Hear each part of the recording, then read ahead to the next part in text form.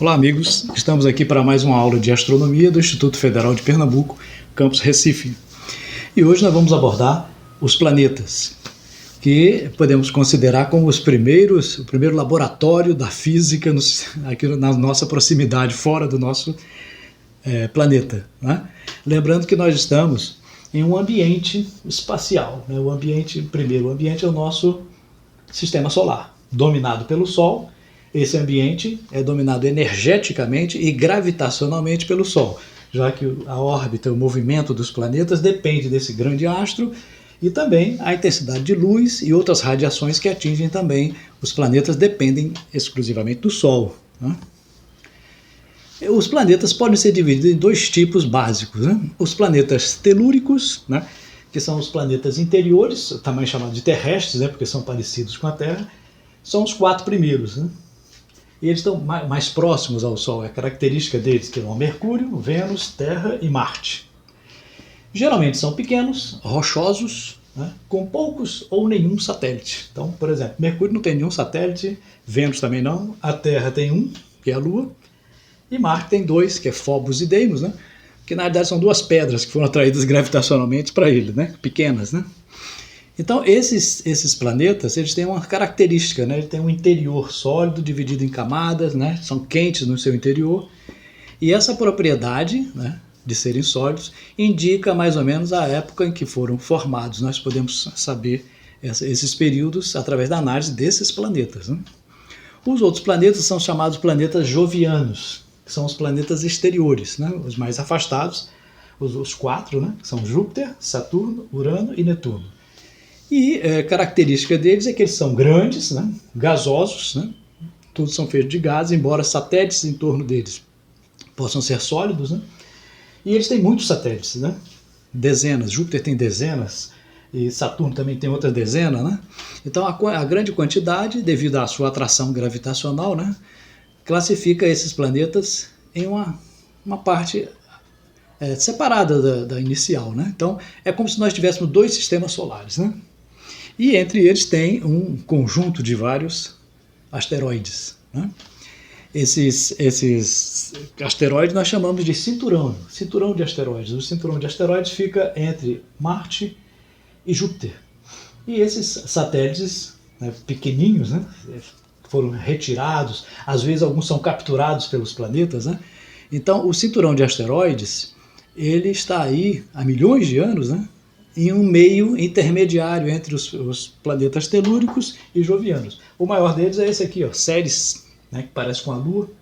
Vocês podem ver que tudo quanto é objeto do sistema solar que você vê cheio de cratera, sólido, cheio de cratera assim, não tem atmosfera, porque não tem como barrar, né, nem tem como retirar a Terra, por exemplo, é cheia de satélite, porque tem uma atmosfera capaz de barrar o impacto de objetos extraplanetas, né?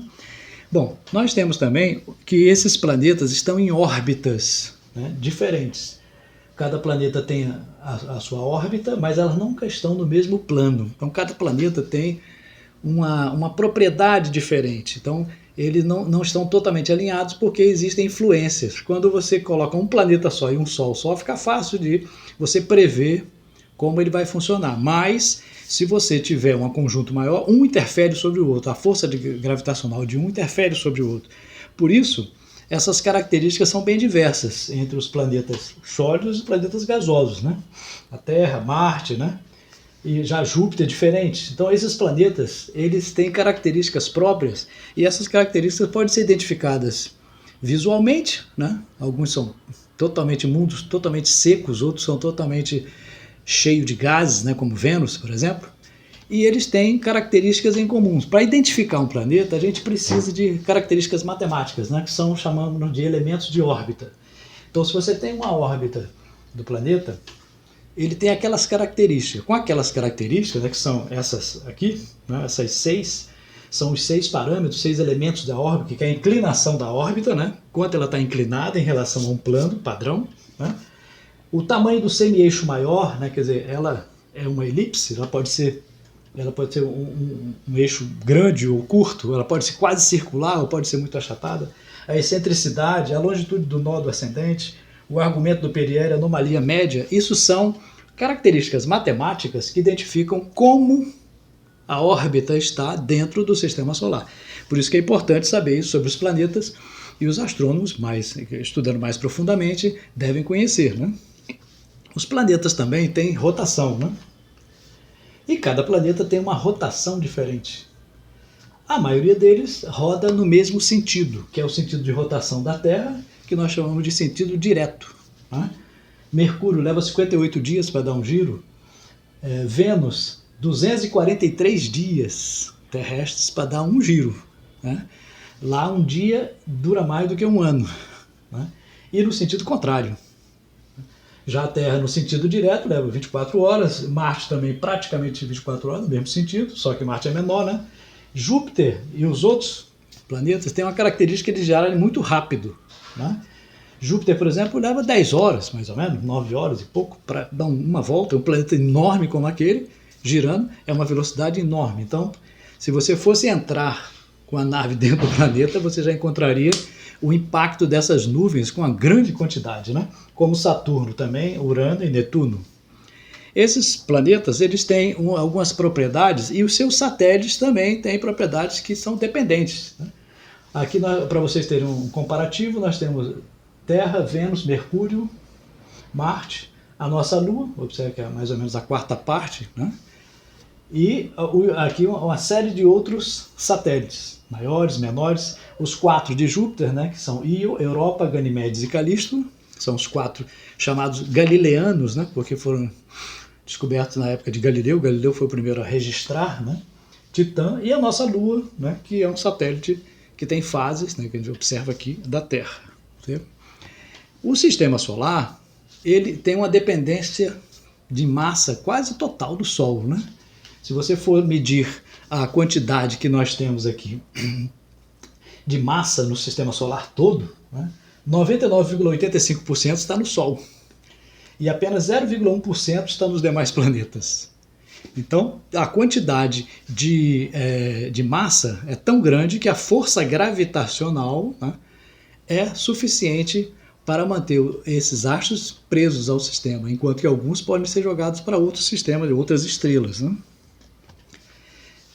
Para sair desse sistema, ou para sair de qualquer outra coisa, é necessária uma velocidade mínima. Essa velocidade é chamada velocidade de escape. Newton, esse desenho é baseado na ideia de Newton, que ele escreveu no seu livro, né? Se você pegasse um canhão e jogasse uma bala, ela cairia aqui. Se jogasse mais forte, cairia mais afastado. Se a velocidade da bala fosse tão grande que ela cairia sobre a própria órbita. Então a ideia de Newton é de que havia uma velocidade em que os corpos deixariam, né, o planeta Terra. Essa velocidade é a velocidade de escape e ela depende da massa, né? Então Newton formulou a sua teoria e hoje nós sabemos que essa velocidade de escape é diferente para os planetas, né? Para Júpiter é a maior velocidade que tem de escape, e para calcular para qualquer objeto, aproximadamente, não exatamente, a velocidade de escape é a raiz quadrada de 2 vezes a constante gravitacional, que é 6,7 vezes 10 a menos 11, tema internacional, é uma constante, vezes a massa do planeta, dividido pelo raio do planeta. Então observe que a velocidade depende da massa. Então quanto mais massa tem um planeta, mais difícil fica para sair dele, né? Por quê? Porque a força de gravidade é maior e a velocidade de escape será grande também. Para sair da Terra, você precisa de uma velocidade mínima de uns 40 mil quilômetros, né? 11 km por segundo, 40 mil quilômetros por hora. Para sair de Júpiter, você precisa de 214 mil quilômetros para poder sair de Júpiter. E para sair do Sol, vamos supor que você fosse atraído pelo Sol, chegasse perto e quisesse fugir, você teria que ter uma velocidade de 2 milhões e 200 mil quilômetros por hora. Então, a velocidade de escape, ela aumenta com a atração gravitacional. É isso que é essa norma, essa lei funciona em todos os planetas, né? E isso é ciência. O Sol, que mantém todo esse sistema de gravitacional, né, que existe no nosso sistema próximo, né, ele é formado de várias camadas onde acontecem ali dentro as reações nucleares. As reações nucleares geram, né, energia suficiente para aquecer até o final de todos os planetas, né? E essa energia é uma energia nuclear. O Sol é feito de 74% de hidrogênio e 24% de hélio. E aos poucos ele vai transformando hidrogênio em hélio por processos nucleares. O núcleo do Sol chega a milhões de graus, enquanto que a superfície chega a uns 6.000 graus, mais ou menos, né? E no nosso sistema, nós temos uma atividade muito grande do Sol, né? Essas explosões que ocorrem no Sol, essa aqui, por exemplo, mais ou menos do tamanho da Terra, né? Então são explosões enormes. E essas explosões são arremessadas para o espaço em todas as direções e atingem os planetas, né? O Sol também tem um ciclo, né, de manchas. Aqui nós temos o Sol e essas manchazinhas são resultados dessas diversas interações. Esse ciclo é de 11 anos. Né? A cada 11 anos aumenta o número de manchas solares e a atividade do Sol muda nesse período. Tá? Os planetas ao redor do Sol, né, eles têm uma dependência e têm uma característica própria. Né? Por exemplo, Mercúrio, o primeiro planeta, o mais próximo, né, ele é muito quente, né, de dia, mas de noite ele é muito frio, porque não tem atmosfera para acumular calor. Então a temperatura de dia chega a 500 graus e à noite pode chegar a menos 200. Né? Então esses planetas, eles dependem, para aproveitar essa energia que vem do Sol, eles dependem também de como é a sua estrutura de captação. Né? O planeta Mercúrio tem um núcleo, tá, quente também, né, maior do que o normal, né, o da Terra é bem menor em proporção ao próprio planeta, e ele é pequeno, né, aqui você vê Mercúrio e a Terra comparados, né, é bem pequeno, quase do tamanho da Lua, mais ou menos. Né.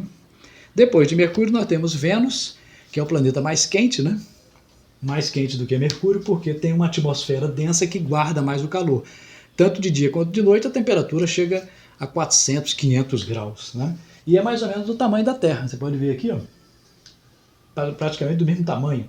Tem um núcleo também, só que as condições lá são péssimas. Né? Se você chegar lá, essa atmosfera é feita de óxido de enxofre, de nitrogênio, são gases altamente venenosos, né?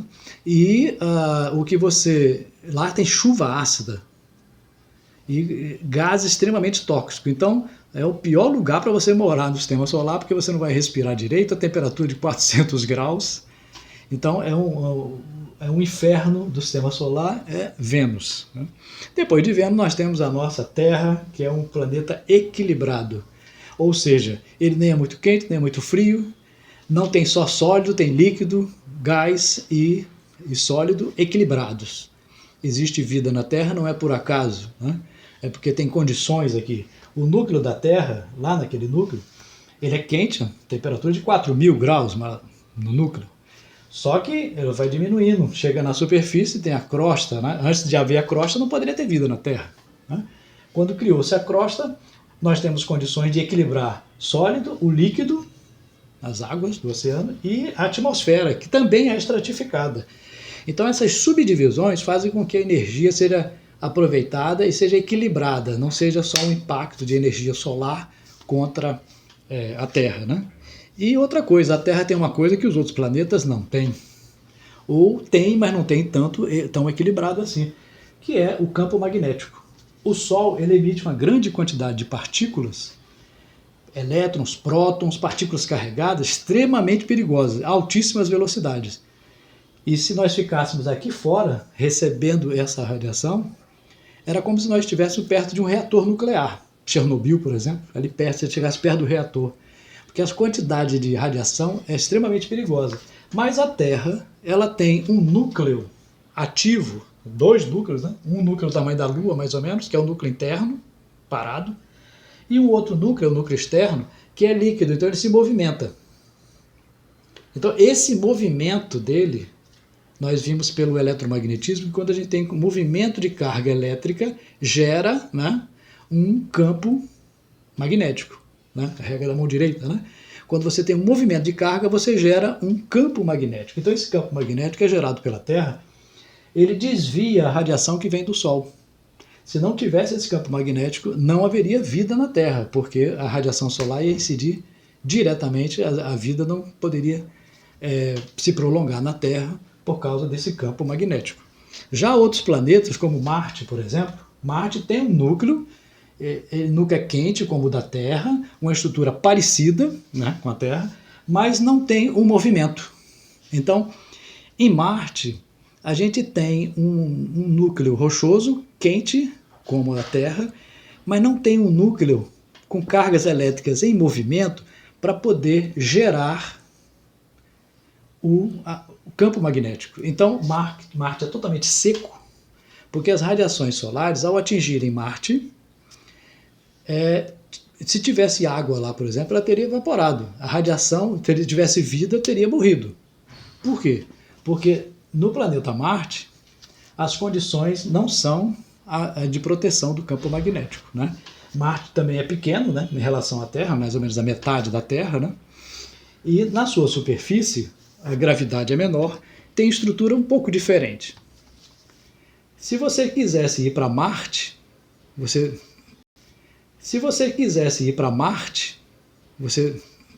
Marte tem a órbita dele aqui em vermelho e a Terra ali, ó. Para coincidir esses dois não é fácil, não. A Terra chega um determinado momento, tem uma faixa ali, aquela faixazinha, em que você tem que soltar o seu foguete para chegar ao planeta Marte. É como se você estivesse num trem na Terra e quisesse descer numa estação. Só que essa estação, né, tá lá parada, você tem que parar e descer da estação, mas a Terra não pode parar. Então você tem que passar de um planeta para o outro em movimento, os dois em movimentos, que não é fácil, né? Então ir para Marte não é fácil. E se você chegar lá em Marte, né, você vai encontrar isso aqui, ó, né? Você pode ver que Marte é totalmente seco, né, e a atmosfera é muito rarefeita. Lá tem vulcões, esse aqui é o Monte Olimpo, né, com 20 quilômetros de altura, e extinto, né? Mas tudo indica que Marte foi um planeta muito ativo no passado, mas que com o tempo, né, pela falta de campo magnético e outras condições que nós não conhecemos, acabou as condições necessárias à vida. Mas quem sabe no futuro podemos levá-la até lá, né? Agora vem a antiga pergunta, né? Todo mundo faz. Devemos ir a Marte? Será que vale a pena ir a Marte, né? Se a gente observar bem este planeta, nós vamos ver que ele é um pouco bem diferente da Terra, ó. Ele é pequeno, a gravidade dele é só 38% da Terra, a quantidade de luz que chega lá também é pequena. Se você tiver um painel solar para captar, ou uma planta para receber a luz solar e crescer, né, vai receber menos da metade da luz, né? A atmosfera, a pressão é quase zero, então lá nesse planeta não tem condições de vida. Nós teríamos que levar todas as condições de vida da Terra para lá, né? O que não é barato, tá? Mas um dia, com a tecnologia, pode ser que consigamos, né? Depois nós temos o planeta Júpiter. O planeta Júpiter é o gigante, né? Esse gigante, ele é todo gasoso, né? O maior planeta do Sistema Solar. E é uma coisa interessante que não dá para você, mesmo se você fizer uma nave espacial e for para Júpiter, você vai encontrar uma série de problemas, né? Só em chegar perto, né, existe uma lei do eletromagnetismo, né, que é da indução. Quando o campo magnético atinge metais, ele induz uma corrente elétrica. Então a sua nave espacial, quando chegasse perto de Júpiter, o campo magnético é tão forte que ia induzir correntes na superfície, desligando os aparelhos, ia ser uma confusão danada. Você tem que fazer uma nave que contrabalance esse campo magnético muito forte. Vamos supor que você chegue lá no planeta. Ah, chegou lá, não tem como você descer e andar, não. Esse planeta é feito de gás. Não tem um chão como os outros planetas, né? Como Mercúrio, Vênus, Terra e Marte tem chão, mas lá não tem chão, né? O núcleo dele é feito de hidrogênio metálico, tá? Esse hidrogênio metálico não é como o metal que nós estamos acostumados a conhecer. O hidrogênio metálico é o hidrogênio a alta pressão, de maneira que ele está tão denso que os elétrons na superfície ficam livres, passando de um para o outro. Então, quando a gente fala metálico, quer dizer que tem capacidade de transmitir elétrons, trocar elétrons com facilidade, né? Então, o núcleo dele é altamente ativo. E mais um pouco, se ele fosse um pouco maior, ele podia até virar uma estrela. Vocês sabem que a massa da gravidade, quando atinge um certo ponto, a pressão gravitacional é tão grande que pode fazer a fusão nuclear e virar uma estrela, como o Sol. O Sol só brilha por causa da pressão gravitacional que começou o processo da fusão nuclear. Depois nós temos o planeta Saturno, que é um planeta talvez o mais bonito de todos, né? Tem os anéis. Esses anéis são feitos de pequenas partículas de gelo e pedra que ficam, provavelmente, satélites que se espatifaram ou então foram capturados. E a força de maré, né? Força de maré é aquela força que dá a diferença, né? Então você está aqui, por exemplo, uma parte do planeta te atraindo, é outra parte também. Ele é tão grande que há uma diferença tão grande que pode até partir. É o que acontece na Terra, né? A Lua, quando está perto da Terra, quando ela está numa determinada posição, ela puxa mais um lado do que o outro a Terra, fazendo a água subir mais ou menos. Essa é a força de maré. O planeta Saturno também tem anéis e satélites, né, ao seu redor, e às vezes a gente não enxerga o anel de Saturno, né? Por quê? Por causa da sua posição em relação à Terra.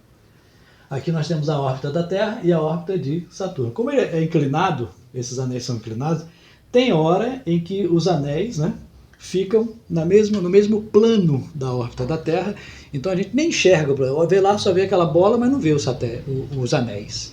Os anéis precisam estar inclinados para a gente observar e fotografar. Um astrônomo amador pode ver claramente esses satélites com uma pequena luneta, né? O planeta Urano, que é o planeta gigante, né, também, ele tem um movimento inclinado, até hoje ninguém sabe quem deu um baque nele, né? Ele estava girando assim como a Terra, mas ele gira assim, ao contrário, né? Em vez de girar nesse sentido, ele levou um baque de 90 graus. Né? E tem alguns anéis também. Aliás, Júpiter também tem anéis, né? Só que bem pequenininho, são anéis que quase não dá para ver, né? Só uma nave que chega próxima e consegue ver. Depois nós temos o Netuno, também outro gigante gasoso, né? Que tem uma mancha também ali. Quando esses gases formam uma mancha, ali é um furacão. Né? Velocidades de 500, 1000 km por hora, né? Agitando, porque esses planetas giram tão rápido que há uma diferença de velocidades entre várias camadas. Essa diferença causa turbulências que até hoje estão sendo estudadas. Né? Bom, esses planetas do Sistema Solar, eles estão associados também a planetas anões. O último planeta, antigamente, era Plutão. Hoje, ele é considerado um planeta anão. Aqui tem uma foto dele. Em 2015, uma nave chegou próxima. Essa está em cores falsas, né? Mas ele parece um pouco com a Lua, né? Tirando as cores aqui. E provavelmente ele foi arremessado lá. Então, ele não é considerado um planeta. Por quê? Porque a gravidade dele não é suficiente, né, para manter um sistema estável. Né?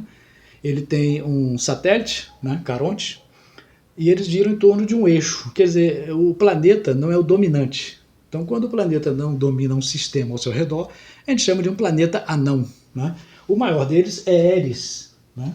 Foi descoberto em 2003. Plutão foi em 1930, através de observações e cálculos matemáticos. Né? Existe uma série de planetas anões que são planetas que, geralmente, deles choca-se com outros para formar o maior. Foi o que aconteceu com a Terra. Né? A Terra foi atingida por um desses planetas há bilhões de anos atrás e o resto dele formou a Lua. Metade desse planeta está dentro da Terra e a outra metade é a Lua.